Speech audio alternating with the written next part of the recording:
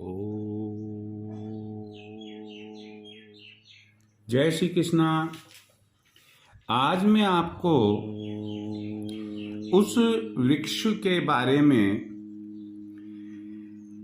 धार्मिक, आध्यात्मिक, ज्योतिषीय और वास्तु से संबंधित महत्व की जानकारी देने जा रहा हूं। जो वृक्ष हमारे देश में करीब करीब हर एरिया में उपलब्ध है और बहुत ही कॉमन नाम है जिसका, ये वृक्ष है नीम का वृक्ष, नीम का पेड़। यह एक ऐसा पेड़ होता है कि जिसकी प्रॉपर्टीज के बारे में, जिसके गुणों के बारे में जितना बखान करे उतना ही कम है। सबसे अच्छी बात यह है कि जड़ से लेकर फूल और फल तक इसके इतने इंपॉर्टेंट है, इतने महत्वपूर्ण है कि हर चीज ने लोगों को करोड़पति, अरबपति, खरबपति बना दिया, निरोगी बना दिया, डायबिटीज से मुक्त कर दिया, ब्लड प्योर कर दिया और ना मालूम कौन कौन सी इसमें गजब की विशेषताएं छुपी हुई है।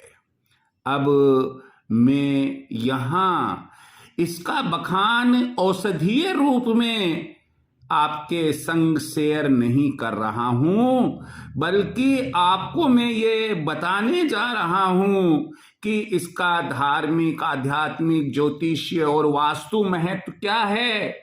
अब यहां ध्यान रखिएगा। देखिए, ध्यान रखने के पहले यह भी ध्यान रखिएगा कि अगर चैनल सब्सक्राइब नहीं किया है तो आप चैनल सब्सक्राइब करें और ये जो वीडियो जो आप लोगों के लिए मैं अपलोड कर रहा हूं इसे पूरा सुनिएगा। मैं मान के चलता हूं कि आपको नीम के पेड़ के बारे में, नीम के वृक्ष के बारे में बहुत जानकारी है, लेकिन फिर भी सुनने में कोई ऐतराज नहीं होना चाहिए। ना मालूम कौन सी बात कहां आप के काम आ जाए। सबसे पहली बात तो मैं ये बताने जा रहा हूं कि नीम का जो संबंध है वो कौन कौन से ग्रहों और देवताओं से है।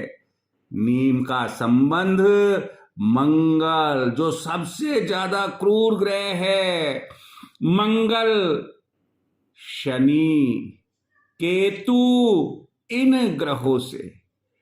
और जहां तक देवी देवताओं की बात है, श्री हनुमान जी, माता दुर्गा, शीतला माता आदि से बहुत गहरा संबंध है। हम स्टेप वाइज स्टेप एक बात शेयर करेंगे। सबसे पहली बात तो यह है कि कभी कभी ऐसा होता है कि हमने मकान के लिए प्लॉट खरीदा और अनजाने में वह दक्षिण मुखी और दक्षिण साइड दोष युक्त है। या तो दक्षिण मुखी प्लॉट खरीद लिया, या दक्षिण साइड दोष युक्त है, या दक्षिण मुखी प्लॉट भी है और दक्षिण साइड दोष युक्त भी है। मैं आपको बता दूं, दक्षिण दिशा के स्वामी हैं वो मंगल है। इसलिए आप, चूंकि नीम से मंगल का गहरा संबंध है, आप दक्षिण दिशा में नीम लगाएं ताकि आप मंगल के दोषों से बच सके। दूसरी बात अब आप देखिएगा, दूसरी बात यह है कि नीम की जो हम सेवा पूजा करते हैं तो इससे शनि महाराज प्रसन्न होते हैं।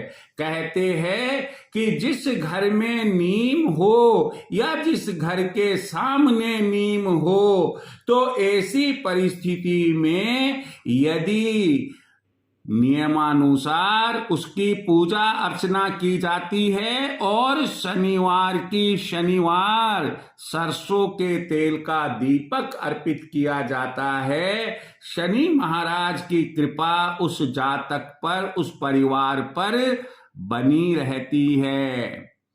मैं आपको एक बात और बता दूं कि यदि किसी को शनि की ढैया 7.5 लगी हुई है या कुंडली में शनि ग्रह बुरे स्थान पर बैठकर बुरे प्रभाव दे रहा है या उनकी दृष्टि से बुरे प्रभाव मिल रहे हैं तो नीम की लकड़ी की माला बनाकर गले में धारण कर ले। आप देखिएगा कि शनि महाराज की जो बुरी दृष्टि है अच्छे में बदल जाएगी और आपका भला ही भला होगा। नीम की लकड़ी से हवन महीने में कम से कम एक बार अवश्य ही करना चाहिए।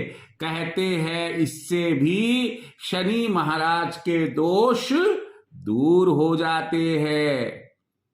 एक अलग हटकर बात बताता हूं कि नीम की पत्तियों का धुआं यदि हम घर में लगाते हैं, देखिए नीम की पत्तियों का धुआं यदि हम घर में लगाते हैं तो घर में यदि कोई नेगेटिव एनर्जी है, बुरी आत्माएं, भला ना करे कोई कि हमारे घरों में बुरी आत्माओं का वास हो, अगर नेगेटिविटी है, बुराइयां है तो नीम का धुआं धूप करने से नीम की पत्तियों को सुखा लीजिए और उसके बाद में उसका धुआं कीजिएगा।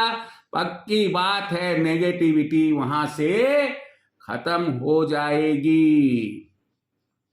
यहां मैं अगली बात बताने जा रहा हूं कि यदि आप नीम की पत्तियों को पानी में डालकर स्नान करते हैं, वापस सुनिए, नीम की पत्तियों को पानी में डालकर स्नान करते हैं तो केतु यदि आपकी कुंडली में खराब जगह है, बैठा हुआ है, बुरे असर दे रहा है, केतु की महादशा अंतरदशा चल रही है और आप परेशान हो गए हैं, उससे बचाव होगा। एक दातुन, नीम की लकड़ी का दातुन यदि रोजाना नियमित रूप से करते हैं तो शनि और केतु के बुरे प्रभावों से आपकी रक्षा होती है। नेक्स्ट जो बात बताने जा रहा हूं पूरे ध्यान से सुनिए। यदि आप नियमित रूप से प्रातः नीम के पेड़ को जल से सींचते हैं, अगरबत्ती लगाते हैं, पूजा करते हैं, उसकी ध्यान करते हैं और मंगलवार की मंगलवार यदि आप चमेली के तेल का दीपक साय समय नीम के लगाते हैं तो हनुमान जी महाराज प्रसन्न होते हैं और उनकी कृपा दृष्टि हमारे पर बनी रहती है। कहते हैं कि मां दुर्गा का रूप, इसका वास नीम के वृक्ष में होता है। नीम को जल देना, नीम को अगरबत्ती धूप आदि लगाना, दीपक लगाना, यह मां दुर्गा के लिए भी अति उत्तम रहता है और मां दुर्गा की कृपा हमारे पर बनी रहती है। इसके अलावा जो विद्वानों की मान्यता है वो ये है कि इसमें शीतला माता का भी वास होता है। जब किसी के चिकन पॉक्स हो जाते हैं, जिसे हम छोटी बड़ी माता बोलते हैं, तो उस समय भी नीम की पत्तियों का झाड़ा लगवाया जाता है, शीतला माता की रसोई बोली जाती है। तो इसका मतलब यह हुआ कि मां शीतला का वास भी इसमें रहता है। तो इस तरह से आपने देखा कि देखिए, मंगल ग्रह, शनि ग्रह, केतु ग्रह, हनुमान जी की कृपा, दुर्गा माता की कृपा, शीतला माता की कृपा ये बनी रहती है। ध्यान रहे कि नीम का वृक्ष जहां तक संभव हो, यह घर के सामने यदि दक्षिण दिशा हमें मिल जाती है, वहां लगाना है। अगर आपके दक्षिण मुखी प्लॉट है, दक्षिण मुखी प्लॉट नहीं है, तब कहीं ऐसी जगह है जो दक्षिण साइड में आपको मिलती हो, वहां लगाइए। घर के भीतर भी आप नीम का वृक्ष लगा सकते हैं। अगर दक्षिण भाग प्लॉट का दोष युक्त है, उस दोष से बचने के लिए भी आप दक्षिण दिशा में नीम का पेड़ लगाए। अगर जमीन में हम पेड़ नहीं लगा सकते हैं, तो ऐसी परिस्थिति में आप गमले में नीम का पेड़ लगा सकते हैं। मैं आपसे बस केवल इतना ही कहना चाहूंगा कि देखिए, इसकी छाल फोड़े फुंसी में काम आती है।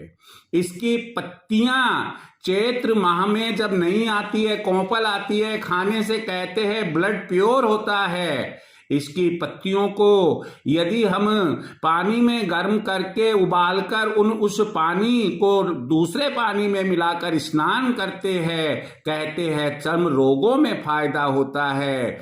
इसकी पत्तियों का अगर पगथली में मालिश करते हैं पेस्ट बनाकर, कहते हैं कि इससे डायबिटिक जो पेशेंट होता है उसको लाभ होता है। नीम का तेल यदि माथे में, सिर में लगाया जाता है, तो जो सिर से संबंधित जीवाणु कीटाणु हैं वो मर जाते हैं या भग जाते हैं।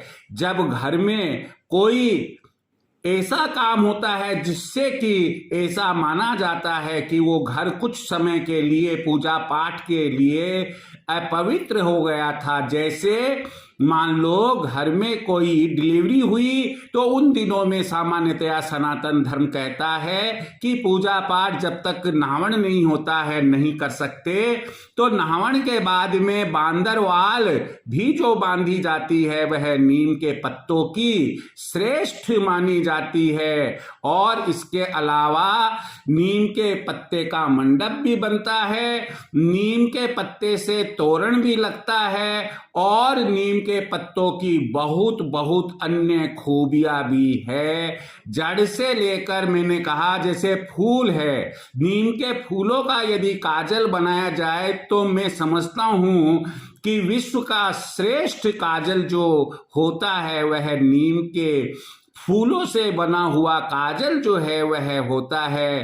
नीम का साबुन बाजार में मिलता है, हम उसको खरीदकर स्नान करते हैं, उस साबुन से साबुन को लगाते हैं। तो नीम कहने को नीम है, जो नेचर ने हमें इतनी मात्रा में दिया है कि पूरा देश नीम के वृक्षों से भरा पड़ा है। बस हमें इसकी खूबियों की जानकारी होनी चाहिए। वो खूबियां मैंने हर दृष्टि से आपको बतलाई है। मुझे उम्मीद है कि आप इनसे लाभान्वित होंगे। जय श्री कृष्ण।